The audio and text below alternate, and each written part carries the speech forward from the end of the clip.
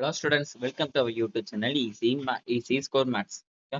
So இன்னைக்கு நம்ம எந்த கொஸ்டின் பார்க்குறோம் அப்படின்னா 11th month exercise 2.8ல first sum find all values of x for which ஒரு ரேஷனல் எக்ஸ்பிரஷன் கொடுத்துருக்காங்க. ரேஷனல் இன்இக்வாலிட்டி கூட சொல்லலாம். So x cube into x minus 1 divided by x minus 2 the greater than 0 அப்படின்னு கொடுத்துருக்காங்க.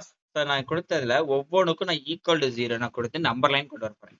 So X cube equal to 0 அப்படின்னா எக்ஸோட value 0, X minus 1 equal to 0 அப்படின்னா X equal to 1, X minus 2 equal to 0 அப்படின்னா X equal to 2. So இதுக்கான இந்த number மட்டும் வச்சு நம்பர் லைன் ட்ராப் பண்ண அப்படின்னா எனக்கு minus infinity to plus infinity constant போட்டுட்டு 0 ஒரு நம்பர், அடுத்து 1 2 ஓகே, இந்த நம்பர் மட்டும் வச்சு ஒரு நம்பர் லைன் போடுறேன்.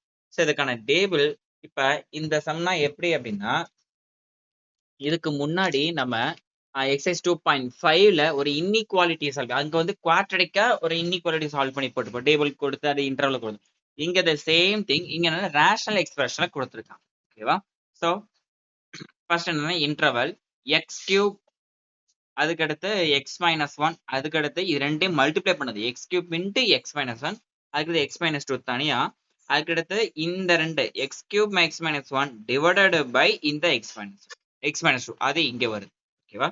சரி, ஃபர்ஸ்ட் எனக்கு இன்டர்வல் எதுல இருந்து எடுப்பேன்? மைனஸ் இன்ஃபினிட்டி டு 0, அடுத்த இன்டர்வல் 0 டு 1, அடுத்த interval 1 to 2, the last interval 2 to infinity. So first நான் என்ன பண்றேன் அப்படின்னா மைனஸ் இன்ஃபினிட்டி டு 0 அப்படின்ற இன்டர்வல் எடுக்கிறேன்.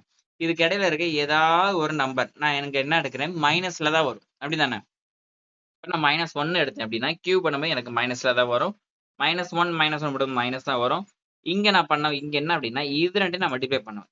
மைனஸ் இன்டு மைனஸ் பிளஸ் வரும். அதே மைனஸ் 1 இங்க போடும்போது எனக்கு மைனஸ் வருது. இப்போ என்ன பண்றேன், இந்த positive x cube into x minus 1 divided by x minus 2, ஓகேவா? இது ரெண்டையும் நான் டிவைட் பண்ணும்போது எனக்கு என்ன கிடைக்கும் அப்படின்னா நெகட்டிவ். ஓகேவா? கிட்டத்தட்ட ப்ராடக்ட் மாதிரி தான். டிவைட்னாலும் நம்மளுக்கு என்னது ப்ராடக்ட் மாதிரி தான்.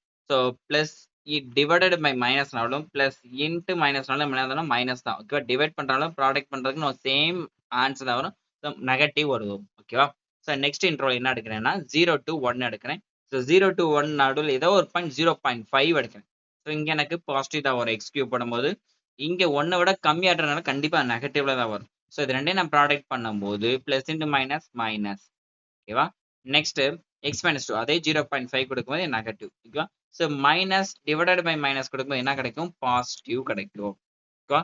நெக்ஸ்ட் 1 டு 2, ஓகேவா? இன்டர்வல் 1,2ல இருந்து எடுக்கும் போது எனக்கு 1.5 நம்பர் எடுக்கிறேன். ஸோ இங்க எனக்கு பாசிட்டிவ் கிடைக்கும்.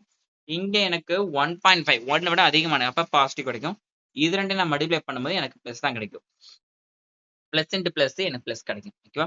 அதுக்கடுத்து 1.5 2வோட கம்மியா இருக்கு. அப்போ 1.5 மைனஸ் 2 போடும்போது எனக்கு நெகட்டிவ்ல தான் கிடைக்கும். அப்ப எனக்கு ஆன்சர் வந்து எனக்கு என்ன கிடைக்குது அப்படின்னா பிளஸ், அதாவது இது டிவைடட் பை இது. ஓகேவா? அப்ப பிளஸ் டிவைடட் பை நெகட்டிவ் போடும்போது எனக்கு நெகட்டிவ் தான் வரும். இந்த லாஸ்ட் 2 டு இன்ஃபினிட்டி, அப்ப 2க்கு மேல இருக்க ஏதாவது ஒரு பாசிட்டிவ் 3 எடுத்துக்கிடுவோம். ஸோ 3 கியூப் பாசிட்டிவ் கிடைக்கும். 3 மைனஸ் 1 பாசிட்டிவ் கிடைக்கும். 3 இது ரெண்டையும் ப்ராடக்ட் பண்ணாம இங்க கிடைக்குதா? So positive. 3 மைனஸ் 2 எனக்கு positive. So plus divided by plus கொடுத்தா பாசிட்டிவ் தான் கிடைக்குது. ஓகேவா? சரி, இப்ப நம்ம இதுல எந்த ரீஜன் எடுக்கணும் அப்படின்றதான் இருக்கு. ஓகேவா? இந்த லாஸ்ட் இந்த இதுல எந்த ரீஜன் எடுக்கணும் அப்படின்னு இப்ப இதுல பார்க்கும்போது எனக்கு என்ன அப்படின்னா எனக்கு இன்இக்வல் என்ன கொடுத்துருக்காங்க, கிரேட்டர் தேன் 0. அப்ப கிரேட்டர் தேன் 0 அர்த்தம் பாசிட்டிவ் வேல்யூ எடுக்கணும். அப்ப எனக்கு பாசிட்டிவ் வேல்யூ இருக்கிறது எது அப்படின்னு பார்த்தேன்னா இந்த ஒன்னும் இந்த இது. ஓகேவா? ஸோ இதுக்கான ரீஜன் இன்டர்வல் என்ன அப்படின்னா 0,1 2, இன்ஃபினிட்டி.